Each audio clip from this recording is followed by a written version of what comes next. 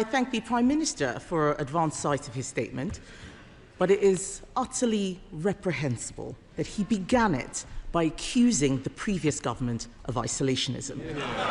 The same Conservative government, the Business Secretary is laughing, just that, we'll tell him, the same Conservative government that led the world in our response to the invasion of Ukraine, that signed a vital strategic alliance in AUKUS. The Business Secretary is asking how many FTAs. We signed Britain's biggest post-Brexit trade deal, the CPTPP, bringing us closer to the 11 Indo-Pacific nations, including Japan. He asks, I know about that deal because I signed it myself. And so I welcome the Prime Minister's efforts to collaborate more with our long-standing ally, Japan. But let's turn to China. Of course Britain should engage with China, even though the Chancellor wasn't allowed to go, even though they are an authoritarian state who seek to undermine our interests, even though they spy on us, sometimes within the walls of this building, even though they fund regimes around the world hostile to our country, they are a fact of life, a global power, and an economic reality. So let me be clear. It is not the Prime Minister engaging with China that we take issue with. What we are criticising is his supine and short-termist approach. I'm sure the Prime Minister means well, but his negotiating tactic has always been to give everything away in the hope that people will be nice to him in return. Before the Prime Minister even got on the plane, he'd already shown that he would do anything to demonstrate his good relationship with China. But China uses every interaction to improve its own position. The Prime Minister looked like he enjoyed his trip. In fact, it looked like a dream come true for a man who was virtually a communist most of his life. But apart from the...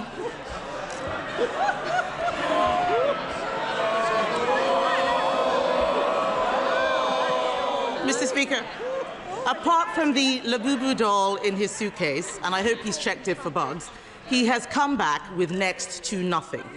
We all want cheaper tariffs for Scottish whisky, but if the Prime Minister bothered to speak to the whisky industry like I did 2 weeks ago, he would know that what they really need is cheaper energy and lower taxes. What else did he get? Visa-free travel. China already offers this to other countries. It's not big enough for a prime ministerial visit.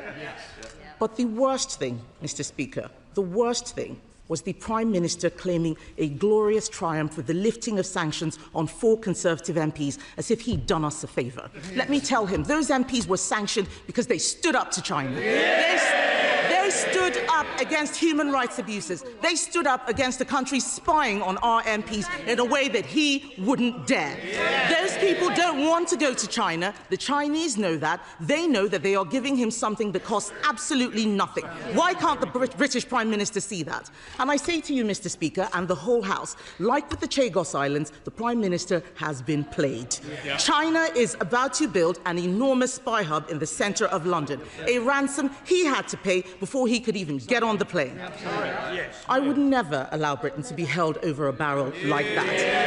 Yet again, the Prime Minister has negotiated our country into a weaker position in the world. His entire economic policy is to tax business more, regulate them harder, and make energy so expensive that we deindustrialize. And then we can import Chinese wind turbines, Chinese solar panels, Chinese batteries for electric vehicles, all manufactured in a country that is building a coal-fired power station every other week. Did he speak to them about that? What did his trip achieve for Jimmy Lai? Nothing. Did China promise to stop fueling Putin's war machine in Ukraine? Doesn't sound like it. What did this trip achieve for the Uyghurs who are being enslaved? Absolutely nothing. Have China agreed to stop their relentless cyber attacks? Have they? We all know the answer to that. The reality is that China showed its strength and Britain was pushed around, literally. It is no wonder, Mr. Speaker, that President Xi praised the Labour Party because the Conservatives stood up for Britain. We don't get pushed around. Britain is a great trading nation. Of course we should engage with other countries, even hostile ones. Order.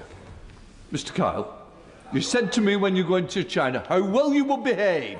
Oh, you owe me a big thank you. You're not showing it today. Come here, Ben. No? Mr. Speaker, I'm not worried about the business secretary. The entire business community thinks he's a joke and doesn't know what he's talking about. So, as I was saying, of course we should engage with other countries, even hostile ones, but we need to do so with our eyes open and from a position of strength. And that requires a Prime Minister and a government that puts our national interest first. Mr. Speaker, let me see if I understand her position. This is the Leader of the Opposition who said we should empty chair the most important NATO summit for years, who wouldn't turn up to the G7, who would rip up our valuable trade deals with the US, India and the EU. This is the Leader of the Opposition who characterised Greenland as a second-order issue, then undermined the government's position on sovereignty. And when it comes to China, her policy is to stick her head in the sand, unable to influence anything. In a volatile world, that is not policy, that's an abdication of responsibility. No wonder her front bench are leaving in droves. And Mr. Speaker, she talks of the embassy. China's had an embassy in the UK since 1877. It's currently spread across 7 sites. The Leader of the Opposition is so busy trying to hold her party together, she's clearly not read the letter the Security and Intelligence Services. But, Mr. Speaker, she claims great interest in the China embassy.